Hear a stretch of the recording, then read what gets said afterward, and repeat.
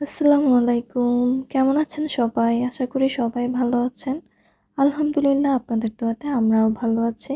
তো অনেকদিন থেকে মা বলতেছিল যে মতিচুরের লাড্ডু বানাবে করে আর বানানো হয় না। তো এই যে নিল মা বানাতে। তো আমি ১ম এ ভাবি নাই যে এতটা মজা হবে। যখন আমি টেস্ট করলাম লাড্ডুটা অনেক মজা লাগছে আমার কাছে। আমার কাছে ইদানিং আবার মিষ্টি জিনিস খেতে ভালোই লাগে।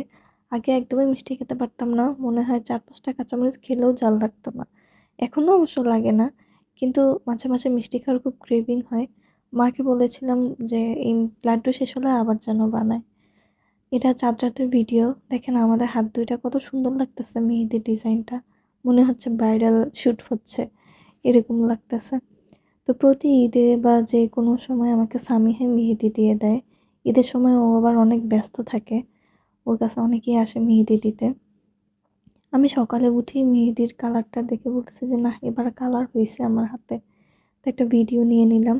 যত সময় যাচ্ছিল মেহেদির কালারটা তত গাঢ় হচ্ছিল। দুপুরের দিকে শিহাব আমাকে নিয়ে যায় ইনফিনিটিতে।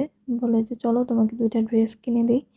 তো আমি একটাই নিতে চাচ্ছিলাম। কিন্তু ওর কাছে এই ব্লু কালারের ড্রেসটা খুব ভালো লাগছে। বলছে যে, "না, ওইটা তো নিবাই, এটাও নাও।" তো যাই হোক ২ টাই নেওয়া হইছে। এটা ২ পার্টের ড্রেসটা, গাউনের মতো। ও বলতেছে যে, "এটা তুমি বোরখার মতো পড়তে পারবা।" তো আপনাদের কাছে কোন ড্রেসটা সবচেয়ে বেশি ভালো লাগছে অবশ্যই কমেন্ট করে জানাবেন। সবাই ভালো থাকবেন, আমাদের জন্য দোয়া করবেন। আল্লাহ হাফেজ।